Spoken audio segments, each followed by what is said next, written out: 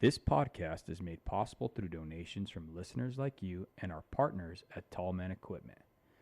They pride themselves on equipping their customers with the tools they need to get the job done right. They are dedicated to set the standard for quality, convenience, and reliability. At Tallman, your opinion is important to them. Rate and review any product or tool you've used on their new website at tallmanequipment.com. Line 11 Clothing Company, making apparel for their first responders with a positive message to patriots that you can be proud of. A proceed of the cost goes to helping our foundation ignite the fire for father engagement. Give them a follow at Line 11 Clothing on Instagram. You could also find them or email them at line11clothing@yahoo.com. And last but not least, Monzingo Knives. Each knife is created with craftsmanship that only a tradesman could provide. Find them on Instagram at Monzingo Knives and get your American-made Monzingo knife today. Welcome to the Show Up Dad podcast, a podcast for hardworking fathers. We recognize that fathers providing for their children is certainly important, but through understanding their unique role and gaining the knowledge and skills to be great fathers can transform and impact future generations. Today, I want to welcome to the show Kyle Conforti. He's an Orange County Fire Authority firefighter/paramedic. He has been in the first responder industry going on 12 years and currently works as a firefighter for the OCFA. Kyle got married in October of 2020, and 1 month later in November, he had a baby. Now, Kyle's expecting another one. Congratulations, by the way, Kyle. Can I have you give our listeners a brief history of your family of origin, brother? I'd appreciate that. First off, I appreciate the opportunity, and I love what you're doing, and happy and proud to be a part of it. Let's see here. My heritage is sort of a conglomerate of ethnicities. My great grandfather came over from Italy on my dad's side.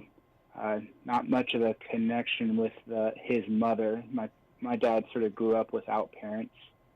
I think he was borderline going to be in an orphanage before he got sent out to California from Arkansas to California to live with his dad, who at the time had a complete other family, which is when he met my mom. They've been together since they were about 14, 15 years old. They went to the same high school together. And my mom is definitely the rock and the glue of our family. She makes sure that we're getting our family outings, and whenever there's any type of, arguments or anything like that, she's quick to get them resolved and keep us all on the straight and narrow. Her grandparents came from Mexico, and her mother's parents are another conglomerate, Swedish, Norwegian, and so for that purposes, I'm sort of a mutt. I got it all. Yeah. And then I grew up in a small town in Napomo, California. At the time, it was a population about 1,200. Closest grocery store was about 30 minutes away. It was an agriculture, livestock town, very small. A lot of the people I grew up with, I'm still friends with today, and so it's pretty cool to have that small town upbringing and have those morals and principles, instilled at that age, and living sort of at that small of a community, we really did have an emphasis in that blue collar labor, hard work. My dad was a general contractor. He worked a lot of times 12 hours a day. I didn't see much of him during the common work week, but he made sure that we'd get to camping outings, and he was a big music fan, so we'd go to concerts and stuff like that. But usually he was out before I woke up and home before my mom put us to bed. And then when I got to be probably about 6 or 7, my dad was dragging me to the job sites because it was cheaper to take me with him than get daycare. So I was hauling buckets of concrete and been set and doing all that stuff at a young age on top of, my chores around the house, taking care of all of our farm animals, chickens, ducks, peacocks, all that good stuff early in the morning before I could go play with my friends. And then we moved down to the Orange County area for high school. So I spent 4 years here and honestly really didn't like it much and couldn't wait to get back up to Napomo. So as soon as I graduated, I made my way back up to the Central Coast, San Luis Obispo area. And that's where I started my fire career. And, the meat and potatoes of it anyways, the bulk of it. And sort of been a nomad for the last 8 years until I got picked up with Orange County Fire. So now we're sort of placing roots and starting a family, like you said, and taking it from there day by day. Yeah, that's an interesting story to see how you grew up, in a rural area where everyone kind of knew everybody. I think that's pretty awesome. You know what I mean? That's something you don't really see as much these days. Absolutely. One of the things that I thought was interesting that you said was that your mother was the glue of the family. Can you elaborate a little bit about that, if you don't mind? Yeah. Being that my dad had, didn't have parents, I don't think he really, I don't want to say he was a bad parent, but we all do the best that we can, and I feel like as I get older and now that I have kids, I still feel like I'm a kid sometimes. And so she really rationalized a lot of his shortfallings just because he had no compass, no bearing on, on really how to be a father or how to be a dad. And all given circumstances, I think he did a pretty good job. But we had, just like every family does, we have our drama and our falling outs. And because we had all these long drives to get to school and practices, grocery stores, I grew up listening to Rush Limbaugh and Dr. Laura. That's like the only two programs we got in that small town, I swear. So everyone called my mom for advice, and she was always the one that, she just cut through the BS and gave it to people, straight, and gave them sometimes that advice that was hard to hear and people didn't want to hear, but it was the right thing, Again, being in a small town, you have those principles and morals and, adherence to them. So she practiced that in our family structure as well. If she's giving advice to all these other people, she's definitely holding it down under her roof as well. And she just made sure that we were always getting together with family, making sure we're visiting grandparents, making sure we're, having the birthday celebrations with all the families and really keeping that family structure on the front line, on the forefront of everything, which is hard to do. And now that I live in a city, it's hard to find time for that kind of stuff, and as I get older, I realize how important it is and what she was doing, No, and it's awesome to see how strong your mother was, where two partners, even though, your father was, I'd hate to say the word, but he was kind of not present, he was present in body, but not in mind, I guess, if that's correct to say. I witnessed that in my own family of origin as well, and there's countless dudes out there that all say the same thing. It's like an MO, right?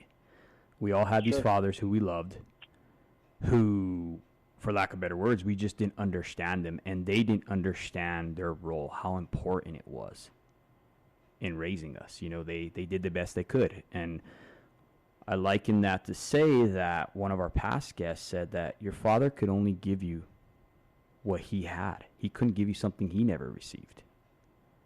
Absolutely. And I think sorry to interrupt. Your last guest, the podcast, I forget his name, he escapes me, but I think when we talk about our roles as a father or as the male in the household. It's like, I think in previous generations, it was being a provider. Mm-hmm. It was more like he worked his tail off to provide for his family, which is an admirable thing, Mm-hmm. Absolutely. I think the most admirable thing. And he worked hard to do that. I think as we progress as a society, Mm-hmm. and it was what your last guest said, and it really struck home for me, is that there's more to being a father and being, present for your family than just paying the bills. Yes. It's a big part of it. Obviously, we need our food, our water, our shelter. Mm-hmm. But I think as we advance as a society, we start to just see how things are connected at an even, more emotional and interpersonal level, Mm-hmm. No, I agree with you 100%. Definitely, we're evolving as people, and we're starting to see now that we're starting to see the damage that was inflicted, right? If you really think about it, we come from a culture where they tell us, and I say this over and over again, we grew up the way where they told you, if you got the wind knocked out of you, get up, knock the dirt off yourself, and get back in there, right? Mm-hmm. Absolutely. We were never taught to express our emotions, and we suppress it. And when men suppress, it's different than women. Women, when they suppress stuff, they turn depressed. Okay, for us, when we suppress things, it turns into anger. And I think that's where society is. I think that's why you have a lot of young men out there, a lot of young fathers who are angry because they don't know how to express themselves. They don't know how to express their emotions, to say, hey, man, right now I'm pissed off. I need to go for a walk. I need to get away from you. You're not understanding me. Instead, we explode. And the people that get the brunt of that are our families. Absolutely. And I mean, that sums up my dad to a T. Mm-hmm. And parts of me as well. Sometimes I tell my wife, I'm like, you just need to leave me alone. Like, like you said, I'll go for a walk or something, and she'll sort of like henpeck a little bit, like she wants to try to fix it. And I'm Mm-hmm. like, I can't even, I'm so mad, I can't even like really think about what it is that's actually bothering me. Mm-hmm. But it's not you, it's me. But just let me have my space and let me debrief and shake it off for a minute, and then we'll readdress it. Mm-hmm. And I think that's hard. It's a hard thing for a woman to understand because, like you said, we're just wired differently. Mm-hmm. It's like I think like if I could take one thing from my parents, it's like my dad just always wanted, the affirmation that he was, he wanted to be recognized, that how all the work that he was putting in for the family. Yes. He wanted that, like, that affirmation, where my mom wanted affection. Mm-hmm. Which are like two different wants and needs on a emotional level. For him, it's like that's how he knew that he was doing good, Mm-hmm. as if he was appreciated, for his work. And as we get older, I start seeing more and more of myself and him, and or him and me. Mm-hmm. And I think that's, our world just gets bigger. You start to see, and like I said before, sometimes I feel like I'm still a kid. Mm-hmm. And it's crazy to have kids. Like, I still feel like I want to go out and go camping and do this and do that, do the other. It's like our parents were doing the best they could with what they had, and they were kids raising kids too. Mm-hmm.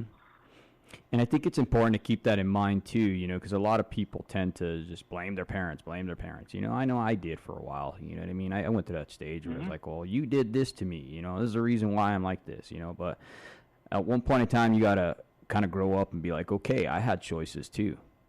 I made choices, and you did the best you could, and now it's time for me to make the choices that I need to make to be able to not raise children that are not fit for society. You know what I'm saying? And I think it's important to recognize the good and the bad. And that leads me to my next question. Looking back with your relationship with your father, the good and the bad, what did he teach you about being a father that you're possibly going to share with your children, if you don't mind me asking? Yeah, I mean, I don't know if he ever had like a formal instruction, but as far as like the good and the bad, like any relationship, you have your ups and downs, it's like, and I think a lot of my family structure, what my parents, there's a lot that happened behind the scenes that me and my sister just weren't privy to, Yeah. I'm sure they had their conversations on how they wanted to raise us and their goals for us. And, it's like the things that my dad did do, I think he did unintentionally or inadvertently, waking me up. And like, I remember he was so brash. Like, he would just come into my room at, 4:35 in the morning, flip on the lights, and just pull all the covers off me and throw them on the floor, like all in one fell swoop. He's like, let's get up. We're going to work. And I was a little kid, I'm like, it's cool. I want to go, but I mean, he put a work ethic into me that I just don't see a lot of anymore. And learning to do things I didn't want to do, it's like looking back on it, I'm like, God, you're sort of a brat, he had to really like work hard to get me there, and I think at a certain point in my life, it became second nature, but he taught me a skill set. He's a general contractor. I learned a lot about building construction, what's helped me in my fire career. I've learned a lot about, laying concrete, doing ceramic tile, doing windows, finished carpentry. So he taught me a skill set, and, I think that one of his clients asked me, he's like, are you gonna do what your dad does for a living? And I always cracked my dad up because I was like 5 or 6. I'm like, I'll know how to, but I won't have to. Yeah. Because I didn't like it, honestly. Like, I mean, we're outdoors in the sun and doing manual labor. As a kid, I'm like, this sucks. And then it's sort of funny. Then I go into the fire service, and a lot of why I went into the fire service is because of days like those. I watched my dad struggle. Like, I watched him have his high highs and low lows, and I know that when money got tight, that's when my parents started arguing and when things became more volatile around the house. And, so I wanted to be a fireman because I watched these kids around me that, their dads had boats and the toys, but their dads were always taking on vacations and were always there with their kids and never seemed to worry about finances, which we all do, now that I'm older, but it sort of pushed me into being a firefighter because I wanted that stability. I wanted, and now I enjoy that blue collar work. Like, I love it. I can't imagine doing anything else. Yes. Like, there's no way you're going to find me in a cubicle or, sitting indoors all day. Like, I need to be outside and doing that type of work. So, like I said, I don't think anything was like a blatant, lesson as much as it was by osmosis, Yeah, no, I agree with you. As far as the bad stuff, it's like you just sort of watch. Kids are super receptive, and I more learned like what I didn't want to do. Like I don't want to like yell at my wife, and like you said that we sort of have these things that manifest into anger. Like I don't want that toxicity. I strive to communicate better. I strive to really, like I said, when I can feel it coming. I'm like, okay, time out. You just gotta, just let me walk this off. Let me be on my own. And, having a kid sort of brings that out. I feel like it, especially like when he's crying in the middle of the night, like it's so easy to get frustrated and just get angry because you're like, especially being a paramedic, like I'm just used to fixing things, and being a firefighter in general, I'm like, what what is your malfunction? Like, what are you doing right now? Like, what's the problem? Your diaper's changed. You've eaten. You've slept. Like, so. Yeah. Yeah. When you get frustrated, I think that's when it starts coming. Yeah, and especially being a man, I mean, we go into problem solving right away. Absolutely. We try to fix things, and when we can't fix it, well, we get frustrated. And that, is compounded when we can't fix it, then we automatically start thinking to ourselves, I'm a failure. Why can't I fix this? I can stop someone from bleeding to death. I can run into a burning building. I can, parallel two feeders together. Why can't I fix this? You know what I mean? It's so true. It's so true. Like those things that just seem like everyday work. Mm-hmm. Then you have a screaming kid, and you're like, what the heck right now? Why are you doing this? Yeah. I'm like, he's so ruling me. He's just owning me. Yeah. Yeah. Well, I think it's important that as dads, we realize that our unique ability is to the good health and well-being of our children and family, right? That's what we bring to the table, other than being a provider and protector, right? Now, with that being said, how do you ensure that above statement is practiced in your home now? I think your last guest brought it up as well. I have an unrelenting love and support for my wife. She herself is sort of an orphan. Her mom, her dad bailed when she was 3. Her mom when she was 9. So through our relationship, I've always been, there's no way I'm ever going to betray your trust, or no way I will ever leave you. I am your rock, your anchor. And I think that's important as my kid gets older, to see that love and to see that relationship, and that it's something that's actually obtainable. He's just with social media and TV and movies and everything. It's like, it's hard growing up, for kids to conceptualize what's real and what's not, what's obtainable and what's not, what's actually in the wheelhouse of having.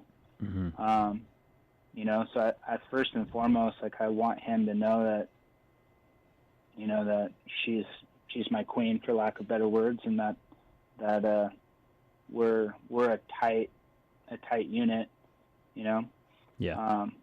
I don't really want to play the good cop, bad cop. I don't want to have my wife, saying no to this while I'm saying yes. I'm like, we're a unified front and we're a team. I think that's a big part of it. Again, the part of why I wanted to become a fireman and do all that is the job security, but also, the access to health care. It's like, thank the Lord our kid's healthy, but, given when things come up, it's like I want to be there to make sure that they're squared away and everything that they could possibly need they're going to have. And I'd say the part that takes the most work on my end and make sure that these things are practiced are staying healthy. Yes. My job is a physical job, and I actually, when I started with OCFA, I was about 250 pounds, and I'm an academy, and I remember our lead instructor, solid man, but just razor sharp and very intimidating. He just looked at me. He's like, "You guys came into this academy out of shape." He looked at me. He's like, "Some of you are just plain fat." And I never thought I was, I'm humping hose up and down hills in the hottest places in California, wildland fires. I'm good to go. And then I got there, and it was a rude awakening. I was like, holy cow. But our organization puts a huge emphasis on staying healthy and being fit. It minimizes injuries. It's going to protect you from getting cancer, all the things that we're susceptible to. And I think that's a big part of reinforcing in the household too, is especially my wife being a nurse. It's like she's exposed to a lot of different stuff too. It's like we need to stay healthy and make sure that we have some longevity and are there for our kids when they need it, and passing that on to them. I was never really taught about dieting or we always ate well. Like, we weren't very fast food oriented, but I learned more about dieting and exercise and health, being 30 something years old when I got hired with this agency than I ever knew. Yeah. So keeping that in line, and then again, teaching survival skills and making sure they do well in school. I think, school education is a huge part, and there's more to it than just school. I think school at one point was organized to teach you how to survive an adult life. Uh-huh. Now it's very academic based, which is great too. But there needs to be outside instruction as well, as far as teaching survival skills. There's a lot of great organizations like Boy Scouts and Cub Scouts and stuff like that can sort of get some of those basics done. We have a Fire Explorer program at our station in Westminster, and all the kids come out there and learn some, first aid. They learn firefighting skills and stuff. So we have junior lifeguard programs at the lifeguard departments down here. Just keeping them engaged and learning, Yeah. And just being that role model for them. I think that's really awesome that you and your wife both are taking care of yourselves, and that's going to just transpire into their lives. You know what I mean? I see that with my family. You know what I mean? Like, I work out nonstop. You know what I mean? And being a lineman too is a very, very physical job as well. So our kids see that. They see us going on runs. You know what I mean? They grew up with us. Every single one of our children, we had a stroller. It was one of those Jeep strollers. And that sucker, we finally retired it with our last kid. But, man, that thing had thousands of miles on it, dude. I mean, we were just constantly running. We almost ran the tires off that thing. You know what I mean? And I think it's important to continue that in your life. Like, for me, I got so busy with the bustle of life that we stopped doing the things that were fun in our family. You know what I mean? We stopped it because why? Because I was on the road, I was working out of town and stuff like that. And when you stop doing the things that you started together, you start losing those things. So that's Absolutely. Just FYI for you, you know what I mean? Just to kind of, because I know you got a young family and stuff like that. Don't stop doing the things that you do as a family. And that's what it's all about, really, right? Is yes. That they say it so much, it's almost cliche, but your work-life balance. Mm-hmm. And it's without like consciously paying attention to it, that'll slip really easy before you even know it. Mm-hmm. Absolutely. I had a friend of mine. He always says, how you obtain something is how you continue. I'm trying to think how he put it. It's such a great quote. How you obtain something is how you retain something. So don't stop doing the things that you did in the beginning. And that goes with your wife, that goes with your children, that goes with your career. Because when you start a career, I don't know if it's for you like that, but for me, once you conquer something and you do it, it's like, okay, what's next? What's next? We go on to the next thing. You know what I mean? And the chase is always more exciting than exactly than like obtaining it. Mm-hmm. And then once you get it, you're sort of doomed not to want it anymore or to take it for granted. Absolutely. Exactly. You get complacent, and the next thing you know, you know what I mean, you start messing stuff up.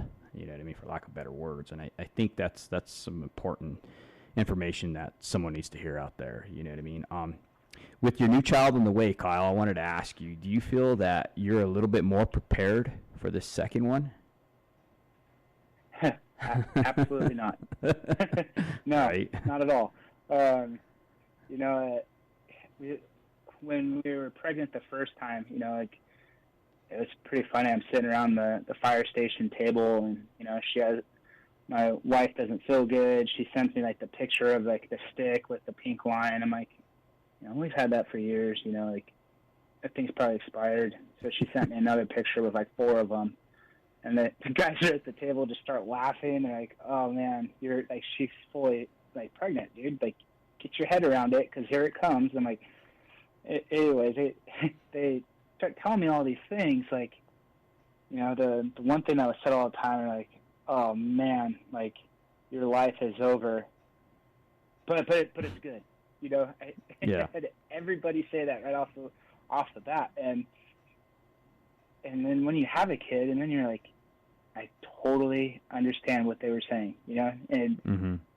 It's over in the way that I didn't realize, like, how selfish or self-centered, like, I always got to do what I wanted to do when I wanted to do it, and having a kid, it just changes things. So in that aspect, like, I'm sort of ready, and I understand you need a regiment, all that stuff with feeding and naps and all that stuff. But having two at one time, my sister has twins, and she's a champ. I can't. I'm watching her with these two kids, and I'm like, I don't know if I can do that. And then God's like, okay, well, here you go. Let's see. Here's another one. Mm-hmm. No, that's definitely it's definitely different. Like you said, it sparks a change, and you can never go back to the way things were, because it's never going to be the same. You know what I mean? But that could be good. I mean, that's a good thing, right? Mm-hmm. And children definitely will show you, and I agree with you 100%, show you how selfish you are, and we definitely got to diet ourselves. You know what I mean? We definitely daily got to die to what we want as far as our selfish desires. You know what I mean? Because they need us. It's a humbling experience. Absolutely. Mm-hmm.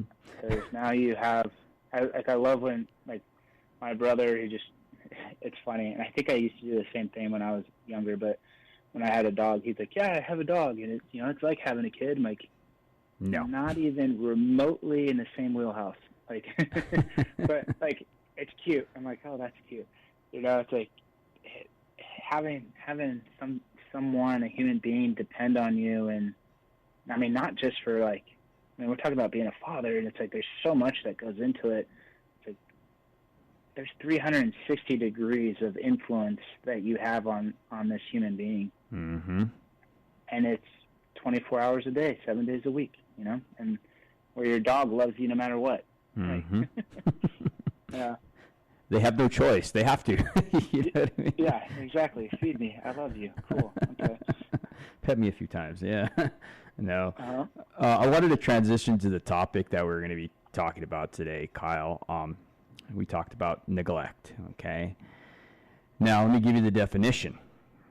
According to the Webster's Dictionary, neglect is to fail to care for properly, or the state or fact of being uncared for.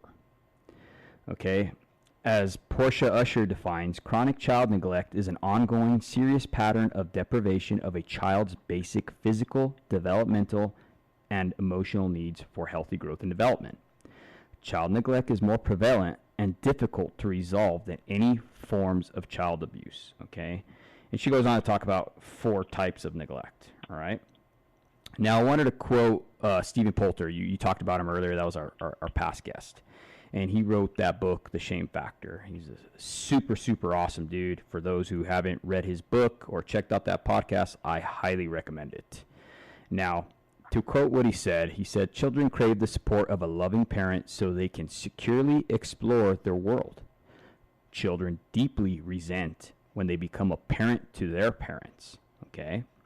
And I thought that quote was interesting because a lot of times when, and we're touching base, with that earlier, when our parents are lost in their own minds because they're going through whatever that's troubling them at work, stress of money, whatever, I think we tend to dive into ourselves and kind of segregate and separate. And when that happens, the child feels like they need to, they basically are neglected, for lack of better words. You know what I mean? And then they feel like they got to be a parent, and then they grow up thinking, well, I'm a parent to my parents, and you know what I mean? They grow up with all kinds of issues, needless to say. So what do you think about that above quote? That's a lot to unpack. And I mean, just like we said before, is and I think just as human beings, we always remember the bad things. Mm-hmm, mm-hmm. the good things come, and it's like very rarely are they so good that they're like cemented into us. Mm-hmm. But the bad things, like they cut the deepest and the most easily recalled. And I think that, I mean, for kids, it's like there's just so much that can be considered neglect. Like, I just remember growing up, I'm like, my dad doesn't understand me, and he doesn't even really care to like try to figure it out. Mm-hmm. And I remember thinking, like, when I have kids, I'm gonna understand it because it's so easy, Mm-hmm. But like you said, when we become adults, like we're not thinking like children.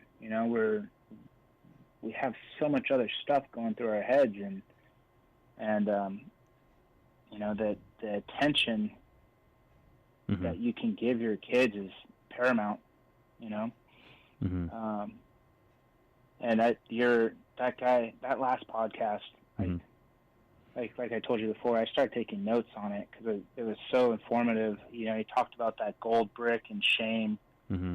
Like it honestly like made me think like I should sit down and write a letter to my boy in case something happens to me at work and I don't come home one day. Wow. Because I'm Mm-hmm. looking at him, and he's solid gold. Like, I look at him like he is the most beautiful, perfect thing. Like, Mm-hmm. and I hope to minimize how much mud I put on that gold brick in his lifetime. Yeah. And I think that's the name of the game. Really, is we're all human and have our shortfalls, but neglect can be so minor. Like I used to be a server at restaurants, and how they give their kids iPads to keep them quiet. It's like, well, Mm-hmm. have your kids put away the iPad and have a conversation with the adults at the table and get that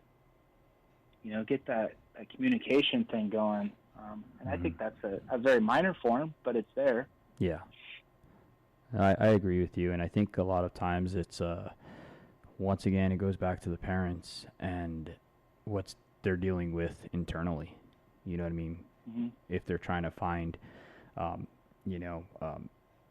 whatever their identity through social media, through posting pictures of themselves, trying to, because their spouse isn't giving them some kind of love or whatever they may be doing. You know what I mean? And then they use social, they use these devices to take care of their children. And that is, I agree with you, that's a form of neglect. You know what I mean? Mm-hmm. But it falls back to the parents and what they're dealing with, I believe. Well, the last part of that, I think it was children deeply resent when they become a parent to their parents. Mm-hmm.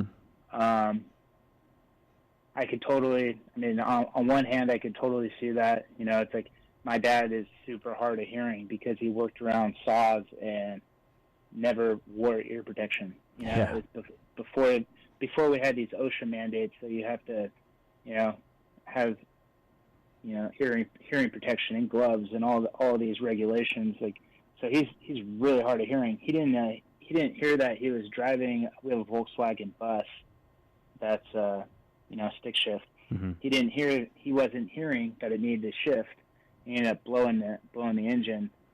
Oh, wow. It's like, yeah. And then he's like, oh, it's so expensive to maintain. I'm like, well, it would have been cheaper if you didn't blow up the engine. And so, but here I am. I'm 30 years younger, and Mm-hmm. I feel like I'm sort of like giving him a lesson in ownership and responsibility, and it's comical. But with that being said, there's also a side of it. Someone told me I was doing a firearms training, and this guy told me, he's like, just remember, because he knew I had a baby boy that was like brand new, and he's like, just remember, you're a child twice, and you're a man once. Wow. And his thing is eventually your kids are going to have to take care of you because you're going to regress and you're going to need to be cared for. Mm-hmm. He's like, so make sure you do it right. So, I think about that too. It's like, it's like eventually my dad's going to get to a point where maybe I am the parent, Mm-hmm.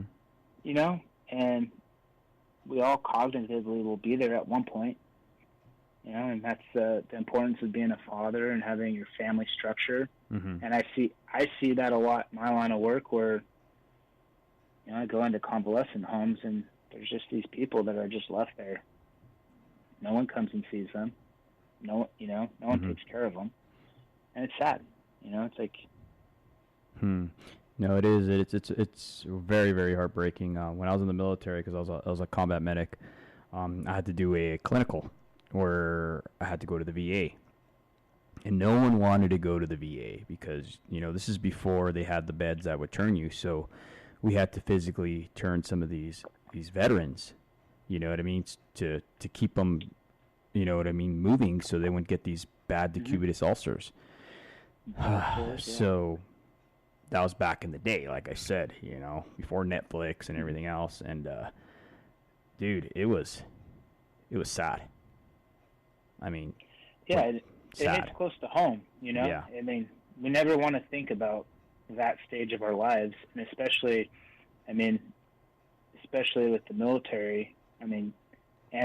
And fire, which isn't even remotely the same as the military. I don't want to be disingenuous, but Mm-hmm. it's like we never want to think about the hard realities of death and of what could happen or injury. Mm-hmm. Sometimes death would be the best thing. Living with some of the injuries that you guys have, Mm-hmm. those are things you just don't want. You don't really want to face that reality, and it's better tucked away in the subconscious and not think about it. So it's hard to go face those things. Yeah, it is. It definitely is. I mean, obviously, you don't want to be running to a burning down building, or you don't want to be doing hot work and thinking about your arms getting blown off. You know what I mean? When you're in between phases or whatever. You know what I mean? So yeah, you definitely gotta keep your brain clipped in. You know what I mean? And that goes with everything. That means don't be bringing your home life to work, and don't be bringing work back to your home life as well. In your profession, Kyle, as a first responder, how have you seen like neglect play out in like the family dynamic? Like, what have you seen out there besides the the old age home and stuff like that? Yeah, as far as the kids go, there's so much that firemen see that no one else sees. Not even police officers.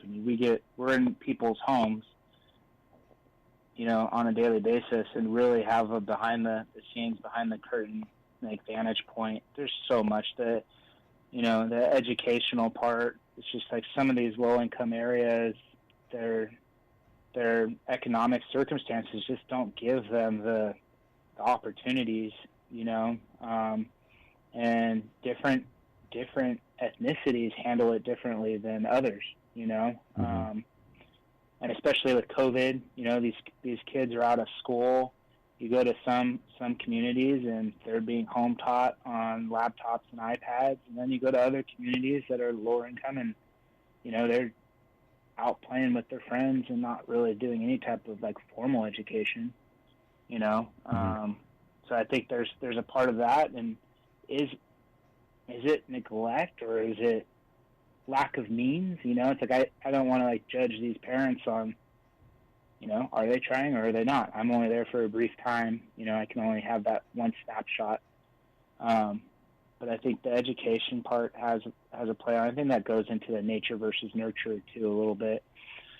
And what really trips me out sometimes is we're there on a 911 call and the kids are like laying on the couch and never once look up for their iPad.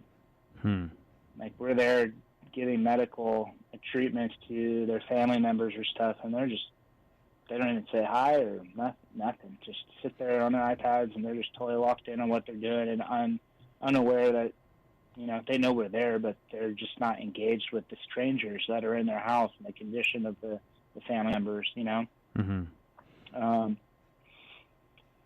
So there's that part of it, and there's part of it sometimes like we our agency is huge on the customer service aspect of what we do. And we're taught pretty early that, sometimes, especially when kids are involved, we have more than one patient. Our parents are patients as well. And sometimes, the parents are more emotionally distraught than the kids are. And, kids see that and they pick up on it, So sometimes we have to, walk and hold the hand of the parents just as much as we do the kids to just even the temperature of the call out and make sure that they're taken care of as much as the kids, And then another part I think would be, there's a disconnect between the father and the mothers when it comes to the care of the child. Sometimes, fathers are writing it off like it's not a big deal, or sometimes, and the mother thinks it's huge. It's a big. What it was, I think, like the kid broke his finger, and the mom was like a pinky finger. Mom was like freaking out in hysterics, and the dad's just like, yeah, no big deal. Oh, no big deal. And really, like in my mind, I'm sort of sitting there like, okay, I have broken fingers, and like it isn't a huge deal. But I'm like I just have to like look at it from my own family standpoint. Like I would be, talking to my wife, like, walking her through it. It's okay. Like, look, like, and I do it as a medic. Like, look, he has plenty of blood flow to the tip of his finger. He's talking to us. He's crying. He's okay. He's like, what they're gonna do is reset it. And I'm telling her what's gonna happen, and she's calming down. And it's like part of that the dad needs to do too. It's like he needs. A lot of times we forget that, again, there's more than one patient, even in our family life. Yes. It's like, and so you see stuff like that, and there's also a big thing right now is child obesity and physical abuse. It's like I see a lot of overweight children that just don't have healthy eating habits. And again, I think that goes back to, is it nature or nurture? And a lot of it has to do with the economics of the area. So and a ton goes into it. Yeah, absolutely. And I think that the obesity that you're talking about, that's I think that would be stored under physical neglect, right? And that's the failure to provide the necessary food, the healthy food, the clothing, and the shelter, or inappropriate or lack of supervision. I think a lot of the times parents, for these obese children, other than them having thyroid or whatever underlying conditions, you know what I mean? I think they just placate to their kids. I think they just give them what they want just to kind of, you know what I mean? It's easier that way. Like going back to my little boy, when he's like screaming bloody murder, I'm like, I'll do anything to make it stop. Like tell me what you want, use your words. And he's only 7 months old, he just screams. But I can, now that I am a parent, like I can totally see where these kids are acting out, and the parents, just for lack of knowledge or wisdom or whatever, like just give their kids what they want, to make them stop, complaining, and I think that plays a huge part in it. Absolutely. I agree with you too, and I think a lot of times parents, that can fall under educational neglect, right? Because 100%. When they fail to educate a child on the reasons why they can't get the things they want, like, let's go back to obesity. Okay, so when you fail to educate your child that, hey, you can't be eating 5 cheesecakes because you're going to turn huge. Do you know what I mean? And if the kid's looking at him like, why? I want to know why, because I know as a child, for me, even now with my own daughter, she always wants to know why. And it leads to it probably leads to emotional issues as well. Kids are brutal. It's like I grew up with with half of my left leg was longer than my right leg by 4 inches. So I had this big, lift on my shoe, and I just remember like kids were just like brutally honest, and at the time there wasn't like the term of bullying. Mm-hmm. It was what it was. It was playground talk, and it's like eat or be eaten type of mentality, I guess, as a kid. So I mean, these kids that are getting overweight, like they're gonna be school age if they're not already, and that's gonna play to their confidence levels in school and in life. It's like you learn those things early as a child. Mm-hmm. There's a trickle down effect to it. I absolutely believe, for sure. Absolutely, and when we're emotionally neglecting the needs of our children, you know what I mean, and not providing that social support, or permitting the child to learn from their mistakes and stuff like that. When we're always coddling, there's a book out there called Coddling the American Mind or something like that. I forgot. One of my friends told me about it. Anyhow, when we're constantly coddling our children and we're constantly not letting them learn from the mistakes, and where we're not mimicking and showing them how to deal with mistakes as ourselves, as adults, when we constantly are passing the buck, and we're not there to say, hey, you know what, I made a mistake, I owned up to it, I'm an adult, this is how a healthy person deals with mistakes, right? Then they're not going to grow up being able to do that. But, you know what I mean? Yeah, and I mean, hey, while you're saying that, it jumped out at me. I had a young man, he was probably in his 20s. Mm-hmm.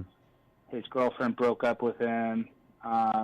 He was out in the street screaming, yelling. Neighbors called 911. We show up, and he had, lacerations all over his body. And I don't know if he was doing it to himself or what, but man, did he have just the worst attitude, zero respect for authority, Mm-hmm. And here we are, like we're really, like I said, my agency is huge on customer service. We're going to bend over backwards for you to make sure that you are treated with the utmost professionalism, and make sure that everything that you want, you're taken care of. It's not just medical treatment. There's a bedside manner and for lack of better words, a product we're delivering. Mm-hmm. But this kid was just out of it. We're sitting on scene. I call his parents, and his parents are in, some out of town somewhere. Oh, he does this. Just take him to the hospital. He does this. I'm like, wow. It's like your kid's acting out. Mm-hmm. It's like and for a parent to just like sweep it under the rug and yeah, this happens. Just take him to the hospital. I'm like, sort of sad, It's like, oh yeah. I mean, that is emotional neglect. This poor kid, and he is angry. Mm-hmm. He is mad at the world. I mean, here we are, the police and fire, just really trying to take care of this kid and keep him out of jail. Mm-hmm. He could have went to jail, and we're just trying to make sure that he's mentally and physically taken care of. And his parents are just like, yeah, whatever. It's that kind of stuff. And I mean, kids even calling 911 for attention. We show up sometimes, and the parents don't even know that 911 was called. Yeah. And then you sort of got to like negotiate those waters a little bit too, and make sure that the parents aren't gonna like retaliate when we leave. It's like, well, no, he was punched in the stomach, and if you've ever had a wind knocked out of you, it can be scary. So you're trying to like play that aspect of it too, so something doesn't happen when we leave. But and I'm sure too, just going into those situations, I mean, you gotta kind of play the devil's advocate, I guess there, because in a sense you're reading the child, you're making sure there's no physical neglect or whatever, right?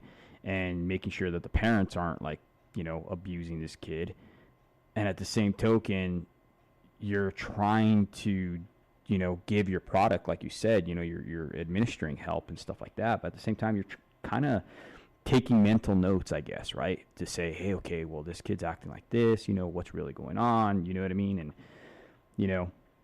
I don't know if they train you for that as a firefighter or anything like that. They 100% do. Mm-hmm. Yeah, that's a huge emphasis on that, and there's all kinds of signs and symptoms that we look for that could give us clues that there is some kind of abuse going on. And that comes into, I take it personally, but we are those children's advocates. It's like anytime that there's even a remote hint, and there's things that you can look for that can sort of point you in that direction. I mean, there's obviously the bad ones where there's no no doubt about it, but we are trained on cluing into some of those subtle signs, and lack of eye contact and different stages of healing on bruises and wounds on the child, different types of patterns of bruising. So we can pretty much get a good grasp on that without just by visually looking. With that being said, I mean, the hardest part of the medical side of our job is going into every single call with an open mind and a clean slate. A part of us needs to draw on our wisdom and on our experience levels, but another part is not to, get complacent and take something for granted. No, absolutely. And Kyle, with that being said, I mean, you're a busy guy. I mean, you got a new family coming in. You deal with all these crazy issues and stuff like that. I wanted to get your take on how do you personally struggle with neglect with your busy schedule, like as far as with yourself. Do you feel like being busy that you sometimes neglect yourself in the whole situation? Oh yeah. I think having a child exposes a lot of your blind spots. Like we said before. It really opened my eyes on my time management, and especially I run a side business, so sometimes I wonder, like, am I putting too much time into this? Is the juice really worth the squeeze? I'm like, is this really a profitable endeavor, and should I continue doing it? Because it does take the time away from my family, on top of my career that already does that as well. And